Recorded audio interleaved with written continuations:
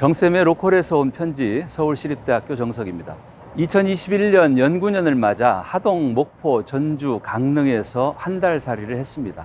한 달 살이를 하면서 지역에서 행복하게 일하며 살아가는 많은 사람들을 만났습니다. 대학을 졸업하자마자 고향에 내려와 청년 농부가 되어 지난 20여 년 지리산 농부마을이란 이름의 농업 공동체를 일구고 있는 김정태 대표도 그중 한 사람입니다. 고향에 내려와 처음엔 혼자 농사를 지었는데 4, 5년 지날 무렵 농산물 파동을 겪었답니다. 마을 어르신들이 경운기를 몰고 청년 농부 집 앞에 와서 대체 어쩔 것인가 팔 데가 없는디 하며 탄식했답니다. 그때 김 대표는 농사는 잘 짓는 것으로 끝나지 않고 제값을 받고 잘 팔아야 끝난다는 것을 깨달았답니다. 그런 깨달음으로 지농마, 지리산 농부마을 협동 영농조합을 만들었습니다. 대한민국에서 농사 짓고 사는 일은 쉽지 않습니다. 수많은 직업 가운데 농업인으로 살아가는 것은 매우 힘든 선택입니다. 지역의 붕괴는 농촌의 붕괴와 맞물려 있습니다. 지역이 소멸되지 않고 생존하려면 지속 가능한 농촌을 만들어야 합니다. 지속 가능한 농촌을 만드는 일은 어렵지 않습니다. 농부처럼 고생하며 일한 사람들이 고생한 만큼의 정당한 대우를 받고 또 존중받는 그런 세상을 만들면 됩니다. 우리 국민 대다수가 그런 세상을 함께 꿈꾸고 그 꿈이 국가 정책에 반영되고 시행된다면 가능할 것입니다. 세상에 귀하지 않은 직업은 없습니다. 치우치지 않게 직업마다 정당한 대우를 해주어야 합니다. 국민의 먹을거리를 책임지는 농업도 귀하게 여기고 합당한 예우를 해야 합니다. 국가가 위기에 처할 때 식량은 곧 안보의 초석이 됩니다.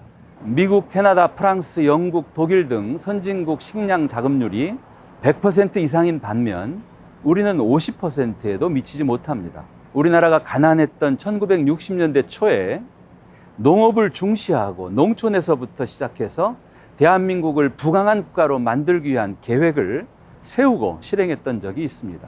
4.19 혁명 뒤 출범한 장면 정부의 국토건설본부가 그 주체였고 장면 총리의 간곡한 부탁으로 기획본부장을 맡은 장준하 선생께서 밑그림을 그렸습니다.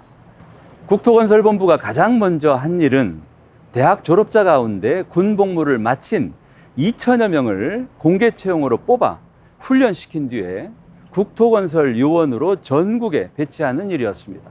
장준하의 계획은 이들을 국가공무원의 주역으로 키우는 것이었죠.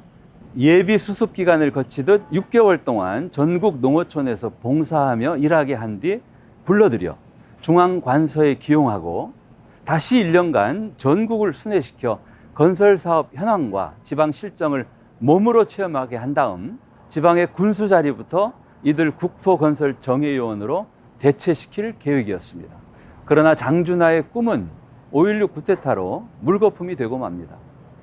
군사혁명위원회가 국토건설본부를 접수했고 우수한 인력을 뽑아 현장으로 보낸 것과 정반대로 병역 미필자를 뽑아 건설 현장에 단순 노동자로 투입했습니다. 대한민국은 산업화와 도시화 그리고 성장 거점을 집중 개발하는 방식으로 단기간에 선진국이 되었지만 지금과 같은 극심한 격차와 불균형으로 중병을 앓고 있습니다. 장준하 선생의 회고록을 읽으며 그때 선생의 계획대로 했다면 어땠을지 상상해 봅니다. 우리나라와 같은 농업국가는 나라 경제의 바탕이 농촌이니만큼 당연히 농촌부터 일으켜야 한다. 농촌이 부유해진 뒤에 그 과실로서 도시건설도 하고 공장을 짓는 것이 올바른 순서다. 2차 대전 후 일본, 대만, 이스라엘 같은 나라가 모두 그런 순서로 시작해 오늘날 부를 누리고 있다. 미국이 세계 제1의 공업국으로 부를 누리고 있지만 그 기초는 남부의 목화농사를 비롯한 농업이었다. 부유한 나라에서는 공업이 농업을 능가하지만 부유한 경제적 기초를 만들어준 것은 바로 농업이다. 경제개발 도상에 있는 나라는 공업화보다도 오히려 먼저 농촌의 부유화를 위한 강력한 시책이 최상의 방법이 되는 것이다. 정쌤의 로컬에서 온 편지였습니다. 고맙습니다.